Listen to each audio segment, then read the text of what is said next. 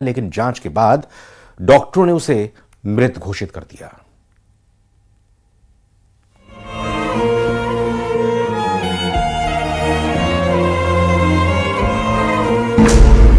ना दुआ काम आई, ना मेहनत रंग लाई। मासूम आर्यन चला गया गम देकर। परिवार में मातम की घड़ी आई। 3 दिन तक मासूम आर्यन 150 फीट गहरे बोरवेल में फंसा रहा। परिवार के लिए एक एक लम्हा बरसों के बराबर था, लेकिन फिर भी भरोसा था कि उसे सही सलामत बाहर निकाल लिया जाएगा। माँ को तो पूरा यकीन था कि उसका बेटा बाहर आएगा और उसके सीने से लिपटकर माँ बाप पुकारेगा। लेकिन बुधवार रात करीब 12 बजे जब आर्यन को बोरवेल से निकाला गया और अस्पताल ले जाया गया, उसके बाद जो खबर आई उसने न सिर्फ आर्यन के परिवार पर दुखों का पहाड़ तोड़ दिया, बल्कि पूरे कालीखाड़ गांव में मातम पसर गया। इस बीच आर्यन के पिता जगदीश का बयान सामने आया, जिसमें वो लोगों से बोरवेल को खुला ना छोड़ने की अपील कर रहे हैं। अभी खोला था साहब उसको 2-5 दिन से पहले आए थे, 12 मास से कमा के जिसके बाद वहाँ खोला था। जिसको ऊपर थोड़ा फंड डाल के वैसे कर रखा था काम चलाने के लिए, वैसे थोड़ा अच्छी तरह से नहीं डाप रखे, थोड़ा पड़क रखा था उसको ऊपर। समझे कोई बोले नहीं भैया कि जो कोई भी जानबूझ के काम न करना चाहिए, जल्दी से काम वो करना चाहिए। दरअसल 150 फीट गहरे जिस बोरवेल में आर्यन गिरा वो उसके परिवार ने खुदवाया था, और इसी बोरवेल में सोमवार दोपहर करीब 3 बजे आर्यन खेलते खेलते अपनी मां की नजरों के सामने ही गिर गया था। तब से लेकर बुधवार रात तक उसे अलग अलग तरीके से निकालने की कोशिश की गई, लेकिन उसे बचाया नहीं जा सका।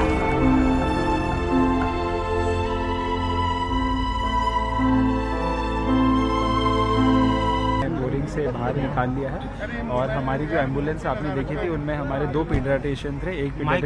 एक पीडियाट्रिशियन हमारे एचओडी हैं जो दौसा के अंदर, वो इसके अंदर थे। वो भी रास्ते में मेडिकल कंडीशन को एसेस कर रहे हैं। अभी जो है कि उसको एनडीआरएफ की टीम द्वारा, एसडीआरएफ की टीम द्वारा, हमारी जो लोकल टीम थी, सभी ने जो है उनको अभी निकाला है। बच्चा जो है करीब 150 फीट पे था। सबसे बड़ा चैलेंज ये था कि गहराई बहुत ज़्यादा थी, और इसी कारण इस ऑपरेशन में टाइम लगा। अदरवाइज पहले जो दूसरे ऑपरेशंस भी हमने करे हैं जो 35-40 फुट के, वो करीब 17-18 घंटे में कवर हो गए। लेकिन चूंकि इस बार जो है गहराई काफ़ी ज़्यादा थी, और उसके कारण से ये सारा जो है टाइम लगा, और बहुत सारे हमने प्रयास किए, वो कई प्रयास हमारे विफल भी रहे। हमारी एनडीआरएफ की टीम जो है प्रशासन के साथ तालमेल बना करके लगातार जो है उसको लॉक करने का प्रयास कर रही थी, और उसके लिए पहले साथ में ही साइमल्टेनियसली जो है बगल में पहले डिगिंग की गई, बाद में पाइलिंग मशीन मंगाई गई, और उससे भी जो है उसके खुदाई की कार्रवाई लगातार जारी रही। आखिरकार हमने हिम्मत नहीं हारी और उसको लॉक करने की कोशिश करते रहे, और अनेक विपरीत परिस्थितियां होने के बावजूद भी जो है उसको लॉक कर पाए। आर्यन अब हमारे बीच नहीं है, लेकिन ये कोई पहली घटना नहीं है। अगर दौसा की ही बात करें तो पिछले 5 महीने में बोरवेल से जुड़े 4 हादसे हो गए हैं, जिसमें ताजा मामला आर्यन का ही है। यानी 9 दिसंबर 2024 कालीखाड़ गांव में 5 साल का आर्यन 150 फीट गहरे बोरवेल में गिरा, जिसकी मौत हो गई। 25 अक्टूबर 2024 को मंडावरी गांव में 150 फीट गहरे बोरवेल में गिरा किसान हेमराज गुर्जर, जिसकी मौत हो गई। 18 सितंबर 2024 को घपुरिया गांव में 2 साल की नीरू 600 फीट गहरे बोरवेल में गिरी, बचा लिया गया। 8 अगस्त 2024 राडौल गांव में 45 साल का किसान रामनिवास बोरवेल में गिरा, उसकी भी मौत हो गई। इससे पहले भी दौसा में बोरवेल से जुड़े हादसे हो चुके हैं, आइए उस पर नजर डालते हैं। करीब 15 साल पहले मोराड़ी गांव में मासूम अंजू बोरवेल में गिरी थी, सकुशल बचा लिया गया। करीब 12 साल पहले रायमलपुरा गाँव में अंकित की बोरवेल में गिरने से मौत हो गई थी, और करीब 10 साल पहले मासूम ज्योति गहरे बोरवेल में गिरी थी, रेस्क्यू टीम ने बचा लिया। मासूम आर्यन की मौत के बाद परिवार में मातम है।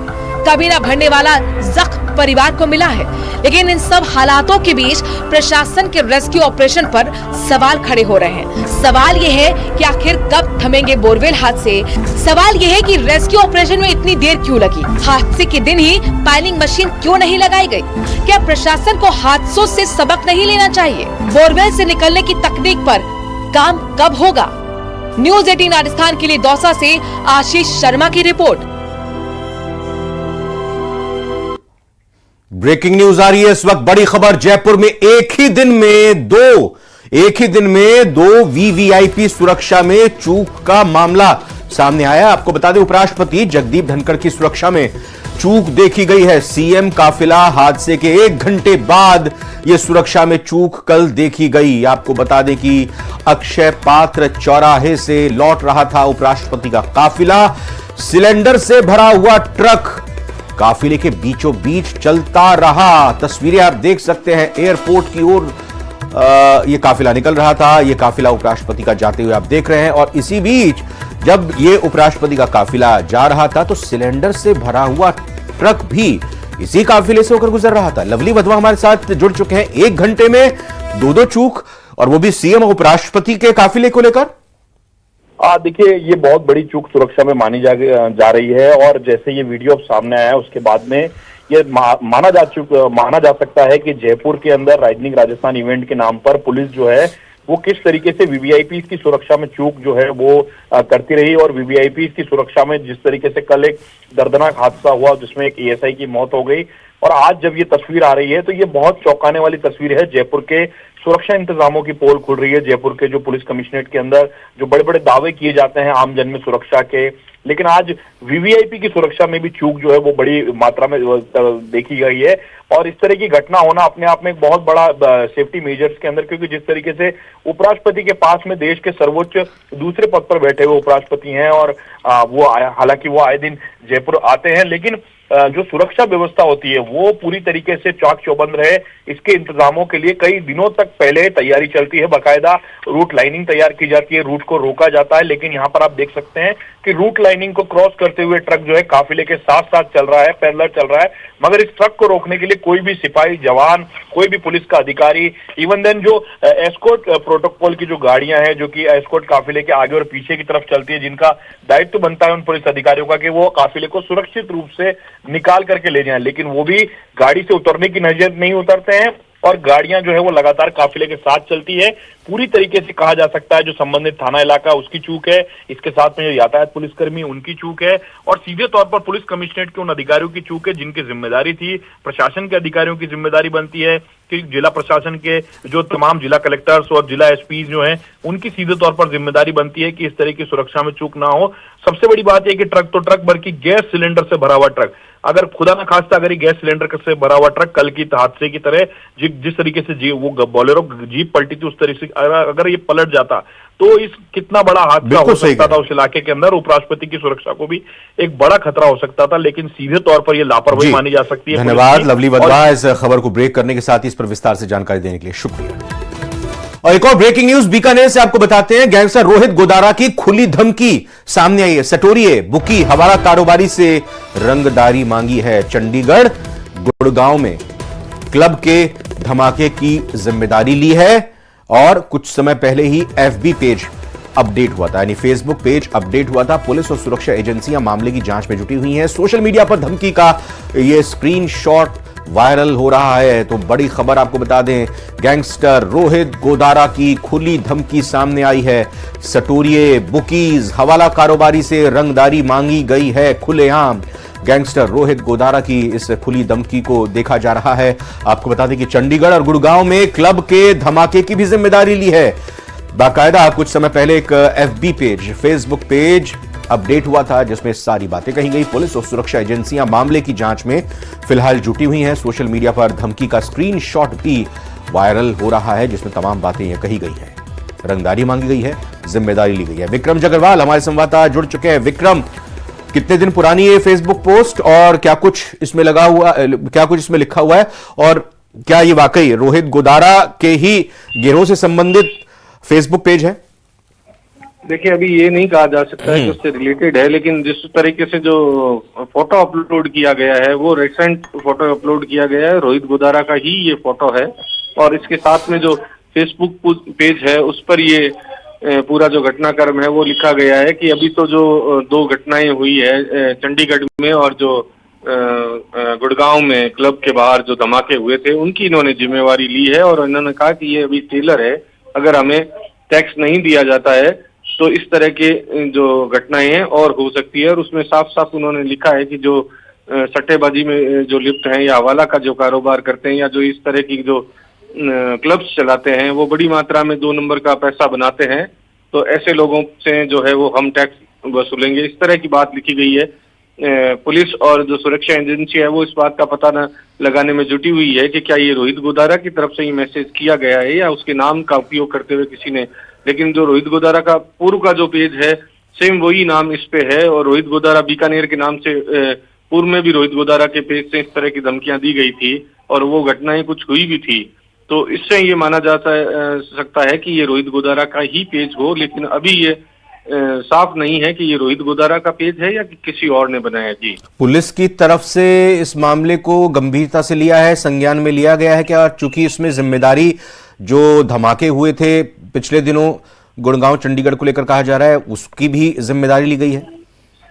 जी बिल्कुल, ये जिम्मेवारी इन्होंने ली है फेसबुक पेज के माध्यम से, और पुलिस और जो सुरक्षा एजेंसी है वो अभी जांच कर रही है। हमारी एसपी कावेंद्र सागर है, उनसे भी बात हुई है, तो पुलिस अभी ये खुलकर तो नहीं कह रही है, लेकिन पुलिस पूरे मामले को निगरानी में रखे हुए है और ये पता लगाने की कोशिश कर रही है कि क्या वास्तव में उनके न ये उसी का पेज है। जो साइबर की टीमें हैं वो भी अब इसमें जुट गई है, और क्योंकि ये जो स्क्रीनशॉट है वो अब वायरल भी होने लगा है सोशल मीडिया में, तो उसके बाद से जब से ये वायरल हुआ है तो पुलिस पूरी अलर्ट मोड में आ गई है। बहुत बहुत धन्यवाद विक्रम, आपका इस खबर को ब्रेक करने के साथ ही इस पर जानकारी देने के लिए शुक्रिया। बालोतरा जिला मुख्यालय में मामूली से कहासुनी को लेकर उसके बाद दलित युवक की हत्या का मामला तूल पकड़ता जा रहा है। युवक की हत्या के विरोध में आज बालोतरा शहर बंद बुलाया गया है और बंद को देखते हुए भारी पुलिस बल तैनात किया गया है, जबकि 3 दिनों से मोर्चरी के बाहर परिजन और ग्रामीण इंसाफ की मांग को लेकर धरने पर बैठे हैं, जिसमें पूर्व मंत्री गोपाराम और पूर्व विधायक मदन प्रजापत पहुंचे। वहीं घटना को लेकर पुलिस भी सतर्क है। पुलिस की अलग अलग टीमें आरोपी की गिरफ्तारी के लिए लगी हुई हैं। 3 तस्वीरें आप देख सकते हैं, युवक की हत्या कैसे ताबड़तोड़ चाकुओं से वार करके की गई थी और ये सीसीटीवी में तस्वीरें कैद हो गई थी इस पूरी वारदात की। बाजार आज बंद किए गए हैं बालोतरा के विरोध स्वरूप, और 3 दिन से धरना लगातार किया जा रहा है। हत्या के विरोध में शहर बंद और 3 दिन से धरना भी जारी है।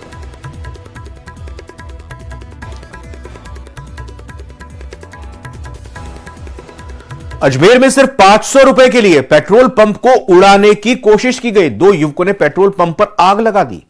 पूरी घटना वहां लगे सीसीटीवी कैमरे में कैद हो गई है। दरअसल दोनों युवकों की पेट्रोल पंप पर पेट्रोल डीजल भराने को लेकर विवाद हुआ था, जिससे वो इतना नाराज हो गए कि पेट्रोल पंप को उड़ाने के लिए पहुंच गए और बोतल में लाए पेट्रोल को पंप पर डालकर आग लगा दी। गनीमत रही कि आग पर काबू पा लिया गया। वहीं मामले में लूट अपहरण के बाद आग लगाने का प्रयास का मुकदमा दर्ज किया गया है। तो तस्वीरें आप देख सकते हैं, सिर्फ 500 रुपए के लिए 500 रुपए के लिए पेट्रोल पंप को उड़ाने की 2 युवकों ने कोशिश की है।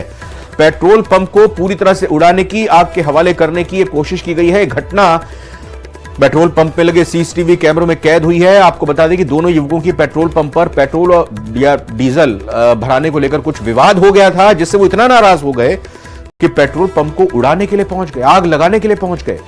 बोतल में पेट्रोल को वो लेकर आए और पंप पर डाल दिया वहां और आग लगा दी। बस राहत की बात यही रही, गनीमत यही रही कि आग पर जल्दी ही काबू पा लिया गया। फिलहाल दोनों आरोपियों के खिलाफ लूट अपहरण के बाद आग लगाने के प्रयास का मुकदमा भी दर्ज किया गया। लेकिन ये अपने आप में बहुत हैरानी वाली खबर, 500 रुपए के लिए किस तरीके से पूरे पेट्रोल पंप को आग के हवाले करने की इन्होंने कोशिश कर दी। बीकानेर से महत्वपूर्ण खबर आपको बताते हैं। नोखा के जवान गौरी शंकर खाती का निधन हो गया है। दिल्ली में ड्यूटी के दौरान उन्हें ब्रेन हैमरेज हुआ था। दिवंगत सैनिक की पार्थिव देह को नोखा लाया गया है। जोरावरपुर क्षेत्र का रहने वाला था वायुसेना का जवान। सैनिक की पार्थिव देह का आज अंतिम संस्कार होगा। तो बड़ी खबर बीकानेर से आपको बता रहे हैं, जहां नोखा के जवान गौरी शंकर खाती का निधन हुआ। उसके बाद आपको यह भी बता दें कि दिल्ली में ड्यूटी के दौरान ब्रेन हैमरेज हो गया था उनको। दिवंगत सैनिक की पार्थिव देह को नोखा लाया गया है। जोरावरपुर क्षेत्र का रहने वाला था वायुसेना का जवान। सैनिक की पार्थिव देह का आज अंतिम संस्कार होगा।